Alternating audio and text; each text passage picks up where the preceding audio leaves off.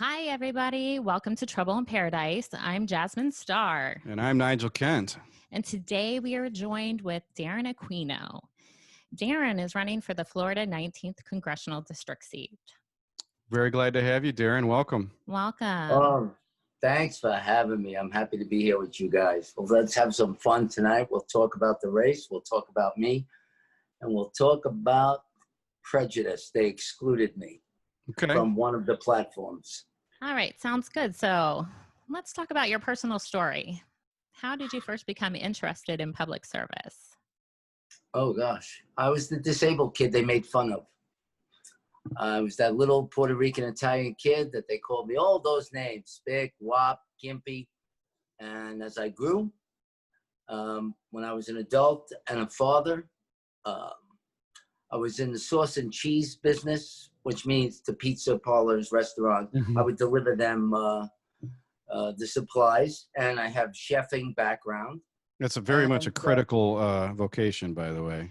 That's an essential business. Absolutely. Yes, it is. It's an essential business, and they tried to close down the essential business. Well, they did. I'm not in agreement with that, but I started that, and I reached out to President Reagan. I was 23 because I had a car accident.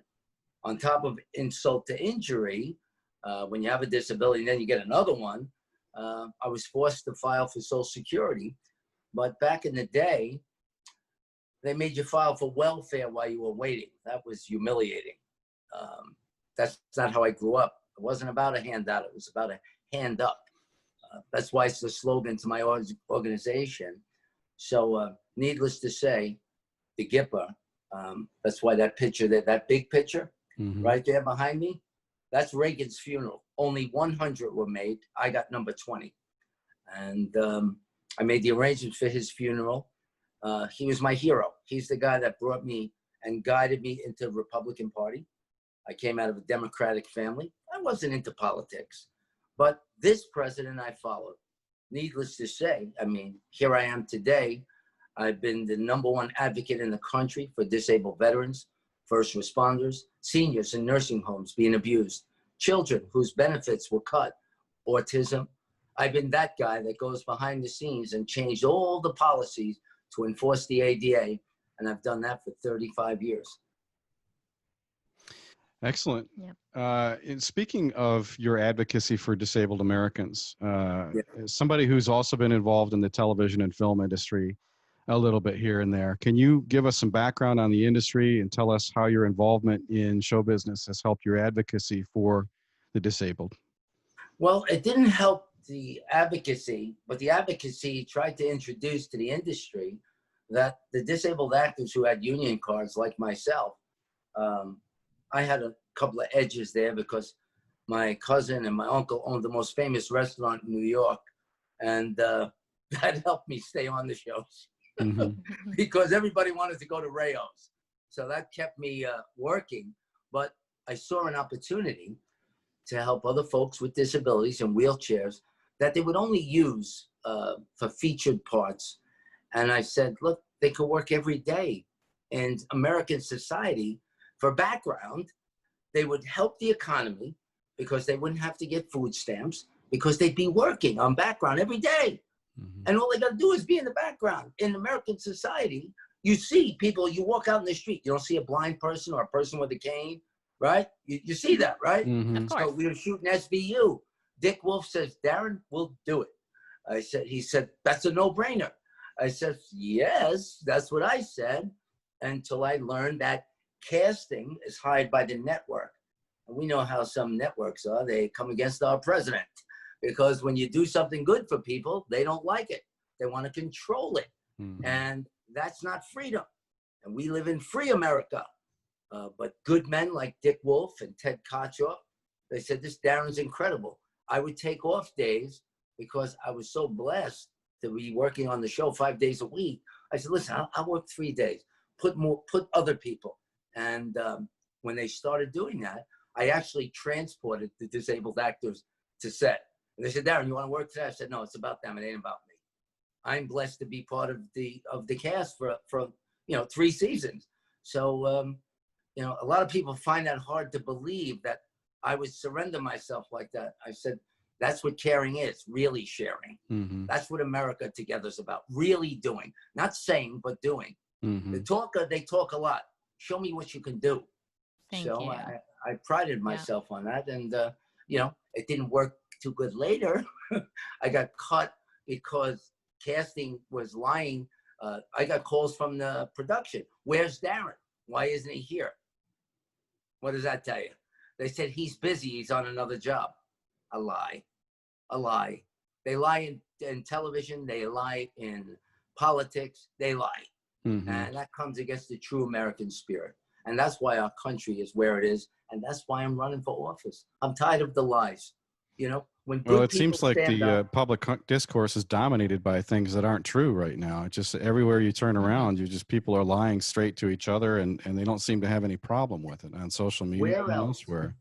Where else in the world have you ever seen a group, now we're talking about America, trying to make some kind of relationship with anywhere in the world where the people beat their own citizens up, unless it was Nazi Germany.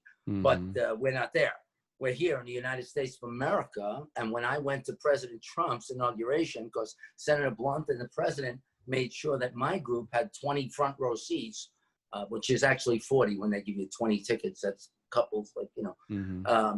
And I got there, when I got to Washington, I was running for mayor at the time. When I got there, these folks attacked me with masks, terrorists. That's the same crew you're seeing in the street. This is not behind George Floyd. This is none of that. This was another opportunity, capitalizing on George Floyd and that tragedy and bad behavior of a police officer. The country came together. We united. The president took action. Let's move on. You know what I mean? We got so during the inauguration, I'm assuming you're talking about Antifa? Yes. And so you acknowledge Antifa's existence, but what do you think its political goals are? I mean, they harass all sorts of groups, but why? Dominate, supremacy, authority. You notice, how do you notice? They didn't care who they killed. Black, white, it didn't matter. It was authority they want. Mm-hmm. It's authority, control, created by fear. You don't make Americans fear anything. Terrorists don't give us any fear. You think some local group that comes together, we stand up against that. We did that before. It was called civil war. Mm-hmm. We're on that road again. Mm-hmm. We're on that road again, and it's going to be bad for them.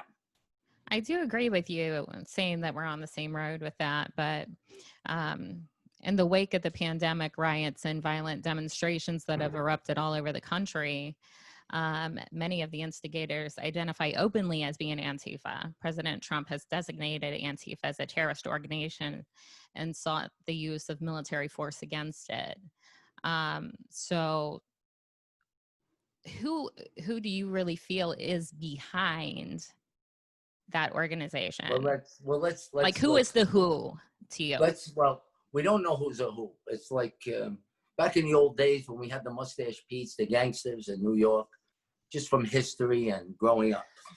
We never knew who the boss was. Right. The smart guy is the guy that you don't see. But here's the mistake they made. Here's the mistake they made.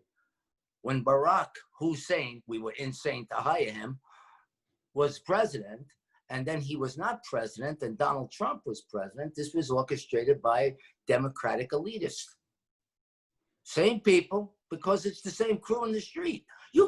I'm a street kid. I grew up, seen all the gangs, all that stuff.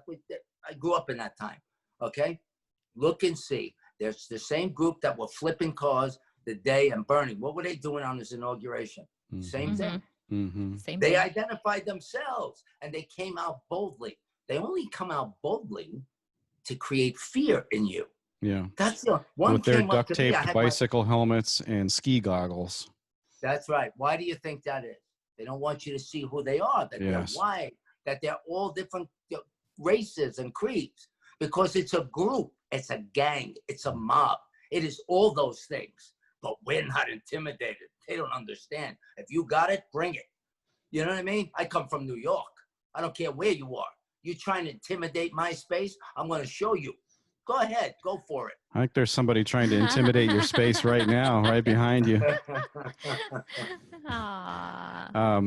Would you mind introducing us to the redhead over your left shoulder? Oh,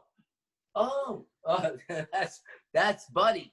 Hey, Buddy. That's Buddy. Hey, Buddy. Buddy's a service dog. That's wonderful. And he goes to the VA with me, and Brutus is down here hiding. I got a husky as well. Oh, good. Definitely a little off topic, but just since he is a service dog, yes, what is Buddy's special skill set?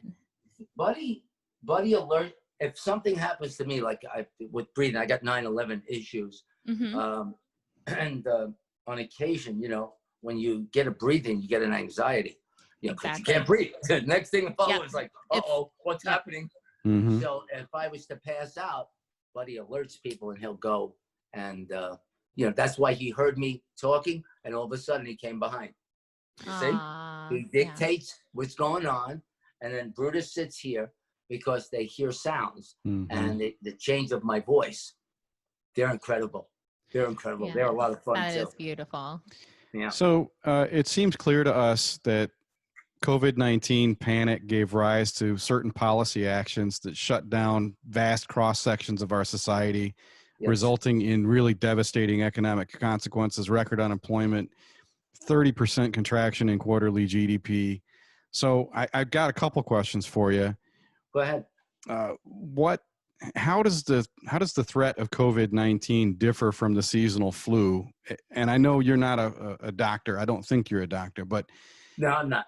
and then what criticisms would you offer Florida, the CDC, and the federal government regarding their response to this thing?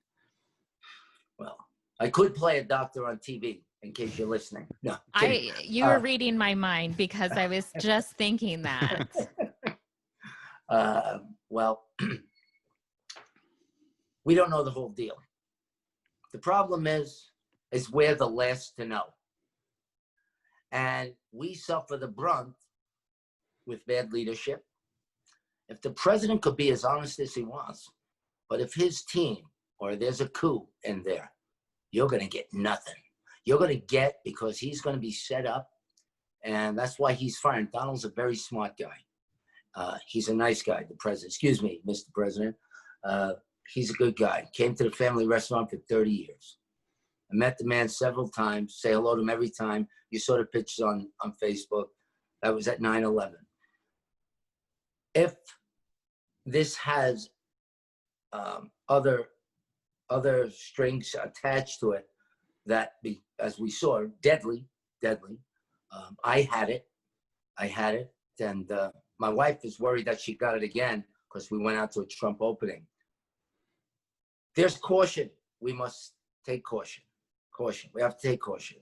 But until we know the real skinny, which you got pharmaceutical, Dr. Fauci, he's got his own pharmaceutical, everybody's in the business to sell, and America is the selling ground. Yeah, there's a lot of connection points. Yeah, so they're selling us their poison, and we're eating it. We're sitting down like it's a gourmet meal. Yeah. And we're not doing what we should do as Americans. We need to know more. It's hard for me to say unless I know. Because if I become one of those other speculators that call themselves candidates, I'm just blowing a lot of steam up a lot of people's asses. Yeah. And I don't do that. I won't do that. You can let us hold that title because we do a fair amount of conspiracy theorizing. Good. So then you got a lot of steam to start blowing over here. and there's 8 candidates that came out that don't offer anything, but I stand with Donald, but have no plan for the district. And the district is suffering from the businesses. This is a business of hospitality here. The majority here in Southwest Florida is hospitality. Now we shut it down. I made a video yesterday. I'm not in agreement. That's not in line with what our president wanted. Mm-hmm. This president is helping the hungry group of America. That would be the struggling folks. That would be guys like you and me. Struggling class and struggling middle class because they already got rid of the middle class. They made us a struggling middle class. Yeah, there is no middle class anymore. Not the kind that was when I was a kid. Antifa ate them. Antifa ate them. Yeah. So with that happening, the things that I was bringing, see, we sent the president has it, 65 million jobs to start with. We're 50 states. That's 1.3 million jobs in every state of a proposal I'm getting. Congress doesn't make jobs, but that doesn't mean I'm not an American. Mm-hmm. I have a team that's with me. My friend Ron, he's a big activist in civil rights. And we were sitting down. He's coming on. He's going to be my deputy chief of staff. My other chief of staff is Frank Spattorno, who is an elevated businessman. The people I got coming on, these are grassroots folks. No more political correctness. That's out. We're going to bring people in from community and expertise to deal with the crisis that we're facing right now. We got to get past COVID. Then we got to get past the money that was spent. Mm-hmm. Then we have to create new business. And then we have to take care of the regular issues. And then here's one that's very passionate to me, as you know. 70,000 homeless veterans in the streets around America. Mm-hmm. That's bullshit. Mm-hmm. Okay? You don't leave our veterans in the street. I come from seven family members serving this country. My nephew's serving now, a career boy.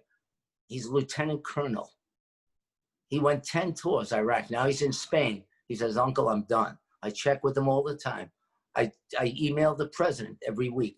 You hear the president talking about the vulnerable. That's my area. Mm-hmm. They want me to win in Washington. You know, Mike Caputo says, Darren, they're counting on you because the integrity that you have, you're going to do this.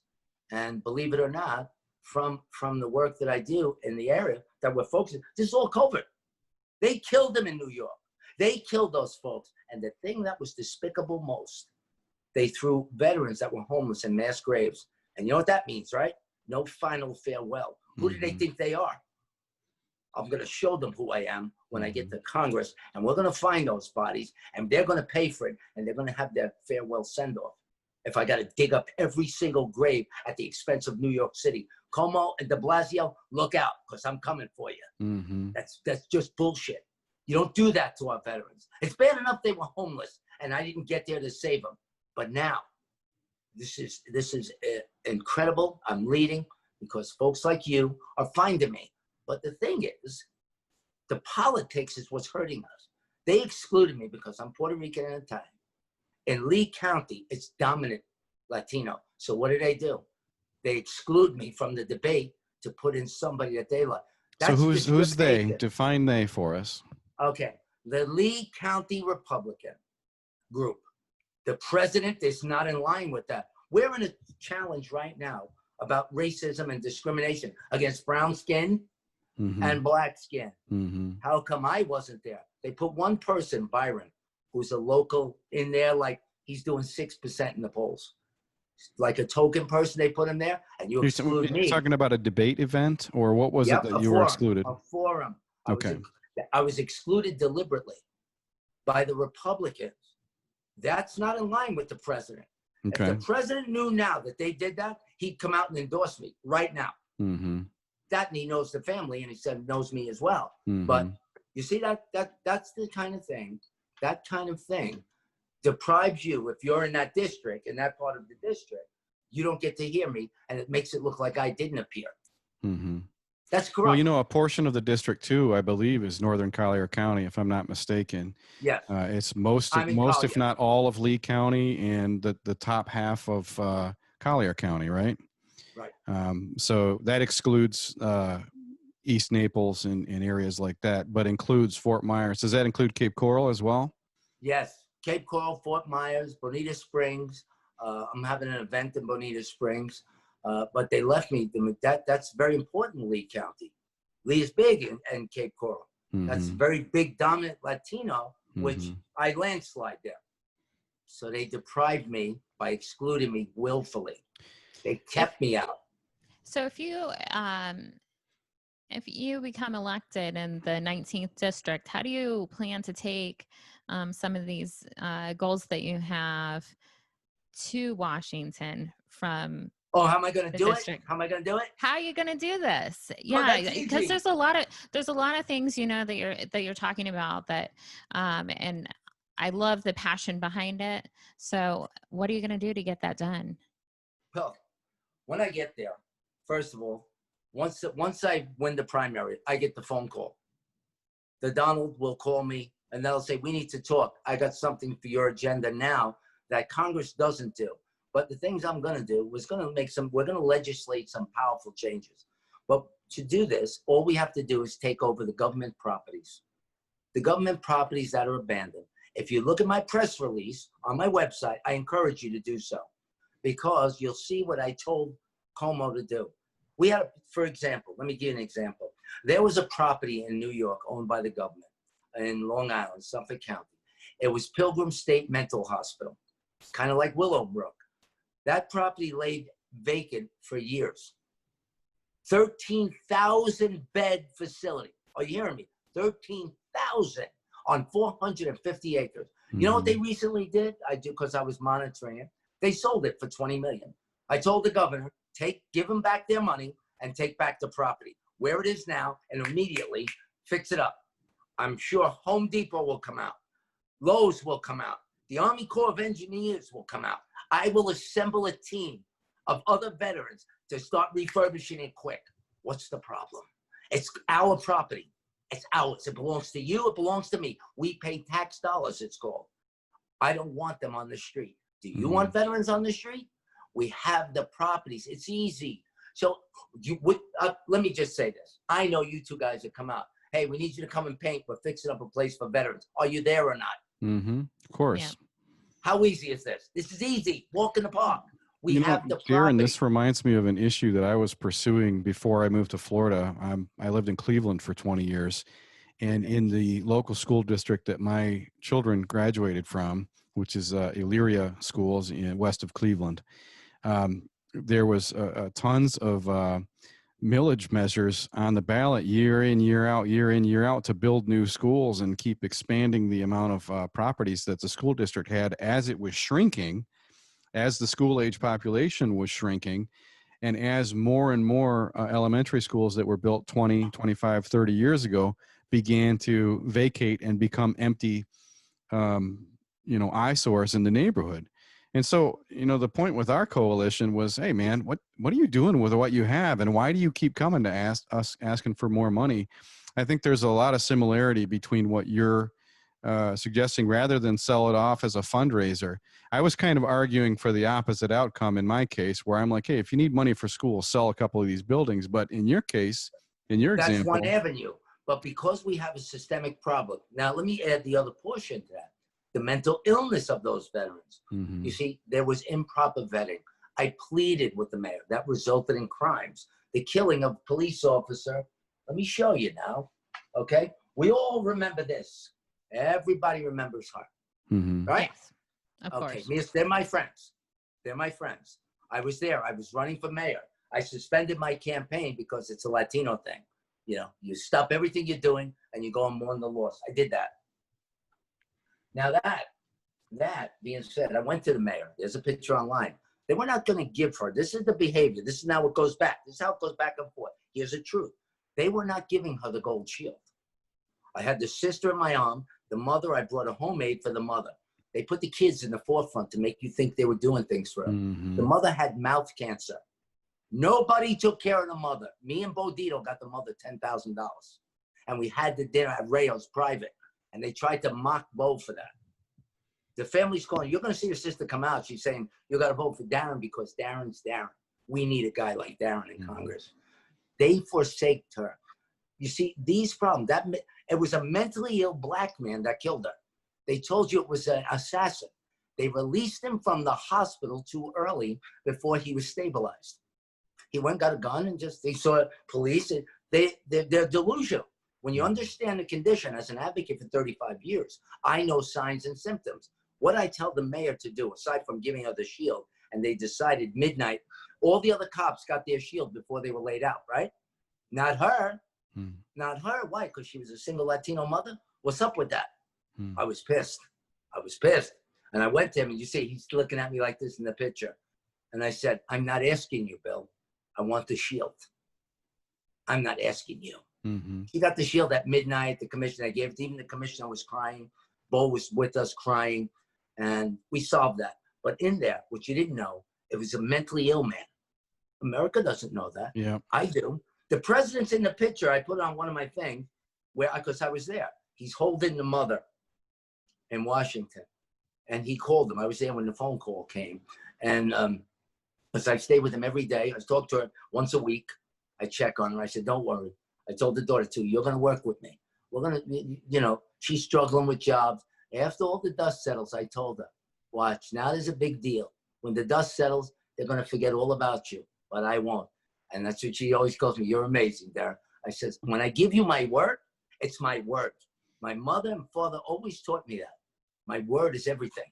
Mm-hmm. If I can't live up to my word, I ain't nothing what I say. Well, yeah, you don't get credit when you break promises. So, yeah. So I mean, you know, you mentioned something a couple minutes ago that caught me. The phrase you use is once we get past COVID, and once we get past the things that are going on now, right. There are a couple of policy issues that are very impactful to the district that I want to ask you about.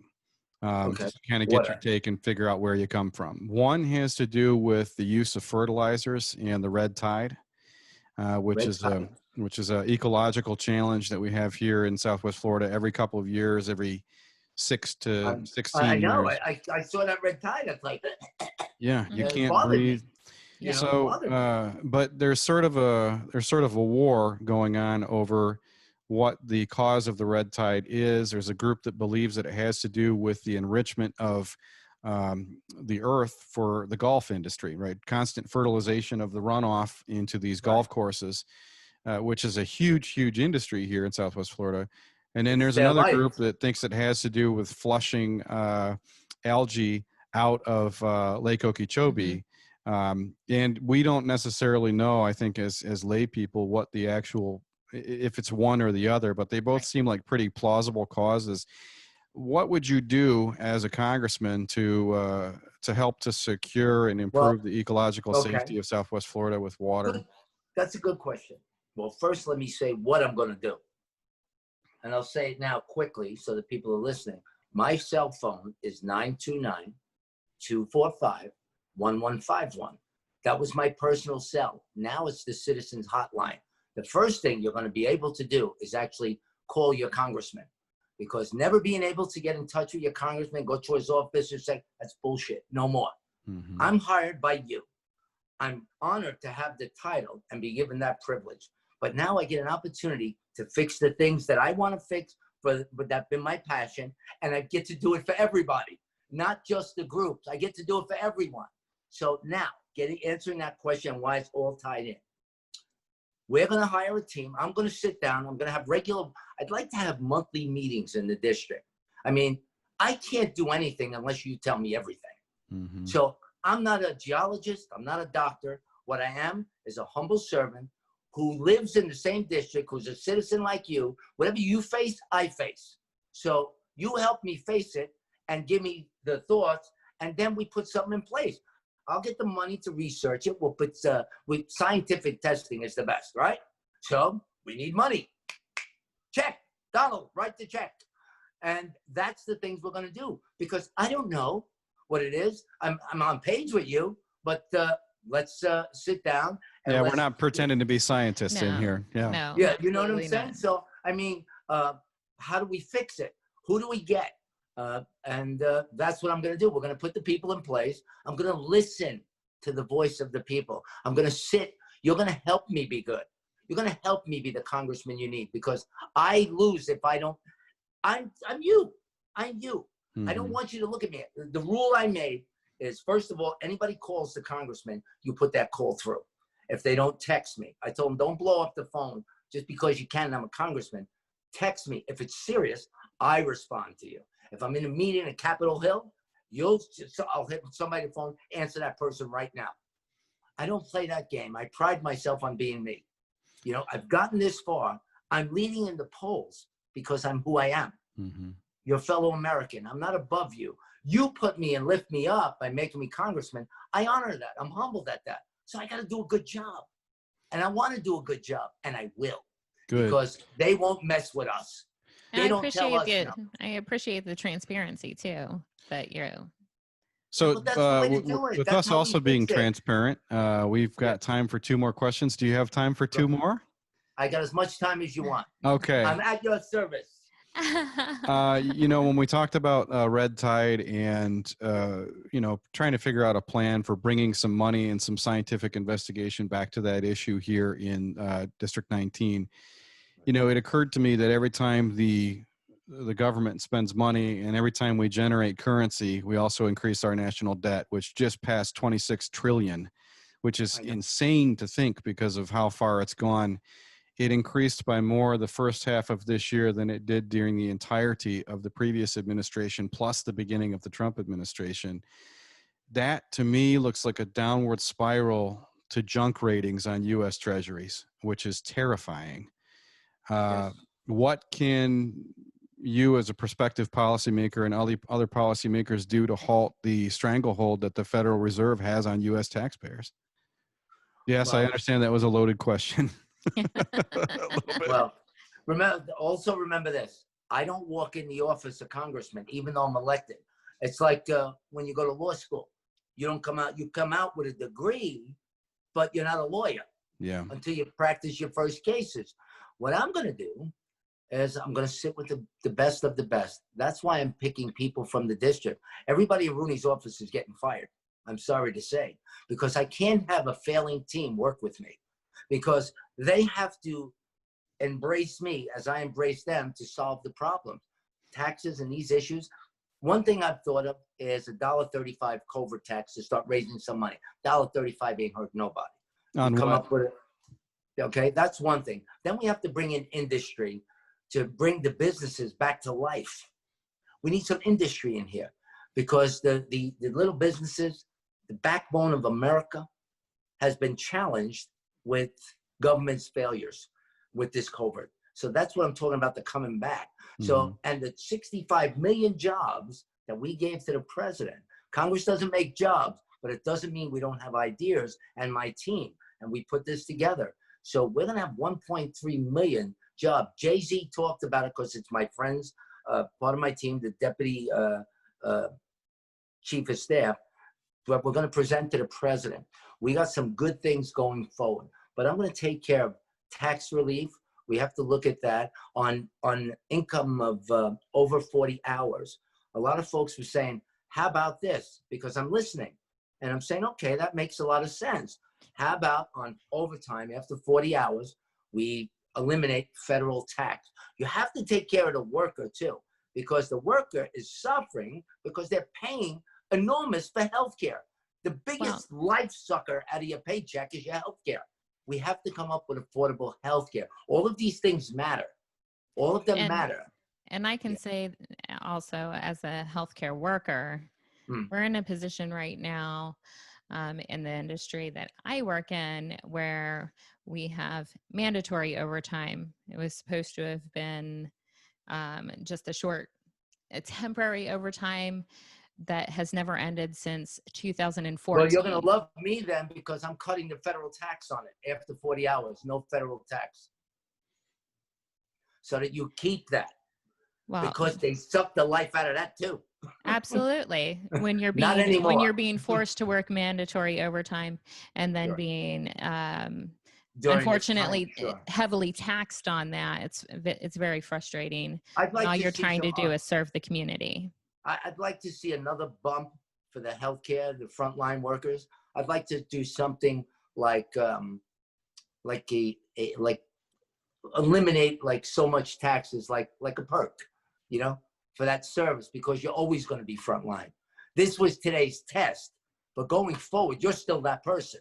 So I'd like to see something like a tax reduction mandatory for frontline workers as a result of this pandemic, like to introduce it, because I'm an advocate for the disabled. You take care of the disabled. So, and you also put yourself at risk. COVID showed us that there's a greater risk for the average citizen now. It went from crime on the streets to police to hospital rooms. That's a decline in the direction of our country, but we still have to protect our countrymen, So thinking of something going forward on top of that, a COVID tax to get back some of the money, to give it back out, because that's what we do, is recirculate money. When they run out, they just print more. There's no gold at Fort Knox. Well, and like that's my whole point with It's that empty. question. It's like how many more dollars past 26 trillion is the Treasury going to print in cahoots with the Federal Reserve? And at one point, does that elephant fall off the little toothpick that it's standing on? Maybe, or either that, or they'll change the design of money so they can forget about that debt and create a new kind of bill where they erase the debt, because there are a lot of jokers out there. We're faced with a bunch of criminals. When Donald Trump came in, they didn't expect a New York businessman, and I tell you, he's a really good guy. I sat at the dinner table with him in my family restaurant, and it's a very neighborhood place. It caters. There's only 11 tables. That's it. It's all family. You got to know somebody, or you got to be somebody that's a regular, or you're not getting it. And that's that. Doesn't matter who you are. And when I sat with him there, and he was saying, "Oh, that's very good what you do, Darren. If you need anything, I'll help the organization." That's very good. And he gave my father $10,000. My father had an organization for stopping drugs through education, and he liked the idea, so he gave it to my father. He told me if I needed. But throughout the years, I saw him, and he's just been that nice guy. The things that he's done for this country. He targeted the vulnerable families, the struggling class, and he built the economy like we've never seen. And they don't like that because it blew up their spot. Oh, we got to get rid of this guy. He's making us look bad. Then we have to have term limits. We can't have somebody overstaying their welcome. And this oligarchy that goes on there, you got 32 elitists in there. And here's why they're so powerful. Are you talking about the House, or are you talking about the Senate also? The House, listen. The House is the one that makes the rules. The House is the one that came after him when he started doing Goodbye America. The House came after him. And it's a group that those folks, 30 of those congressmen, are not natural born citizens. So when you wonder why they're given away to illegals and refugees, where's their allegiance to the founding? They don't have any. So I propose to amend that and remove natural born citizen, and that's it. Because they're getting away from the founding. Ilhan Omar, right, says, let's give 100 million to illegals and leave those 70,000 Iraqi veterans on the street, the ones that fought the war on terror, while she eats her fancy designer ice cream and they're hungry. I can't deal with that. Yeah, that's a problem. That will never happen. Not on my watch. She'll answer for that. And we're going to get them. I would like to see other things. I'd like to see government more accountable, less government, more people involvement. That's why I'm going to do what I do. Would you be willing to support a balanced budget amendment or something pretty radical like that? Somebody asked me that question. I said, I'd like to see a balanced budget amendment, but they're working on this. I was reading on the things, I'm educating myself on the questions that they're going to give me, but they're questions that never get answered. So we have to really come up with something. And I don't mind being the first guy in the district says, Darren, we got an idea. Okay, what is it? Let's do it. Because that's the guy I'm going to be. I'd like to have one. They're working on this other system, European system. I mean, we were founded on the Roman Empire. Our whole structure is based on the Roman Empire. And I'd like to see a balanced budget. I'd like to see congressmen serve no more than 10 years. By the way, Dane Eagle copied my BOPAC 20-minute session, and he said that at a forum he didn't think I was going to be at. I was fired up. He said that he suggested a 10-year term limit? Yeah, he plagiarized my plans. Oh, he took it word for word. Word for word. And on my right here, it talks about it. Term limit. I did see that on your website as well. He plagiarized it. And I told him, don't do that. I'll see you in court. I'll put a gag order on you. And you see, when these folks come out and they have nothing to offer, that's why this is very important. If you don't got nothing, don't offer something. If you don't have it, don't try and bring it. We have to get rid of those kind of politics. It's what's hurting America. I'm standing up. I did 35 years as an advocate. I'm going to give you 10 more years, and that's it. There should not be any more. Senate should serve 2 terms. He did everything I said, but actually, he made it 10. It was 9. I want to change 2-year cycles to 3 years and make a max of 3. Because in 3 years, during a congressman, you can get more done. So that way, in case the people say, okay, you didn't do enough in 3 years, So we gave you a reasonable amount of time, because the way it's structured for them to benefit, not us. That's not what the forefathers wanted. They wanted a refreshing and a renewing by changing with the times. Every decade. Well, that's why DC is a district and not a state. They want people to go there and meet and then go home, right? Right. And So, then the folks also, what they're also supposed to do, they're in state positions. The law requires for them to resign. They kept their seat to use it to inflate them. Look, I'm elected now. Vote for me here. The Congress says you can't, you have to resign. yeah. They didn't. That's deception to everybody out there. That's deception. If you accept that, then you accept what you don't get when you elect them. So don't be fooled when they don't do it. They never told you they were going to do it. They said, I'm this. They didn't. I'm telling you what I'm going to do, how I'm going to be open, how you're going to show me, how we're going to work together. I'm going to be in the district. I'm going to solve the clean water problem. We have the water issue. That's why for years and years, you can't get good pizza out here. It's the water. It messes up the dough. I've heard that. I've heard that. People You know? actually bring it in. There, I don't remember the They pizza do. place. They bring water in They from bring up the north. water in from Yes. New York and the crust. Yes, that is true. So Friends they of have mine the have New York places here. pizza. Yes, I mean, my friend's got New York pizza right across the street from me, from Brooklyn, Giuseppe. Yeah. I mean, you know, it's incredible. The things that are happening for me and the way I rose in the polls is because of the knowledge of me. And they say, this guy's honorable. They're calling me authentic, the original. So I guess then I think that would just lead us to how can District 19 residents and business owners support you? And you're going to need support if you're going to, I know that congressional chamber is big, but if you're going to be in the same room with Nancy Pelosi, you're going to need support. I'll show So her how it's can not our her district house. support you? So what can we do for you to What support can you? do? Well, the members, I know they're struggling. We need to raise some more money. I did what was unbelievable. We did unbelievable because these guys spent, the other people spent hundreds of thousands on commercial, except Byron. He's coming in late. He don't have a shot. But Askar, Kutsey, the Iraqi national that's now a citizen, is trying to buy up corporate. That's very bad. Very bad. He's very shady. He's under investigation by the FEC. Where did $3 million come from? They're throwing money into these commercials. During COVID, they're thinking they're going to win because they're throwing money. We got to stop the thinking of buying the seat. Earn the seat. Make your candidate, me or anybody else, earn the seat. We've gotten away from the true, scrupulously looking over our candidate by what you experience. What have you done? Are you known? In that case, I'm the only one in this field that's known, that's done any damage, that changed policies. And all of these presidents, 4 presidents, and 3 United States justices supported me. So I need these folks, my fellow Floridians, to go to my website. If you can't put money, social media with me, make everybody know. And that website is Aquino for Congress with the number 4, right? 4 Congress.com. On Twitter, it's Aquino for Congress at Twitter. And sharing and caring, sharing will demonstrate caring. We are doing so well. We're going to win. We believe we're going to win. Donald wants winners. America wants winners. I'm by everybody else's definition, I'm that guy. And I'm going to continue to be that guy. I will not fail you.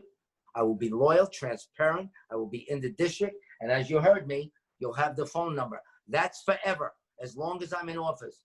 That is now deemed the Citizens Hotline. I have calls on it already coming. I got to meet with a constituent. He said I can call, and he couldn't believe it. I spent 40 minutes on the phone with him. He said, I appreciate that. I said, I gave you my word. That's never going to change. I'm going to be everything I say, and I'm out in 10 years, and I'm finished.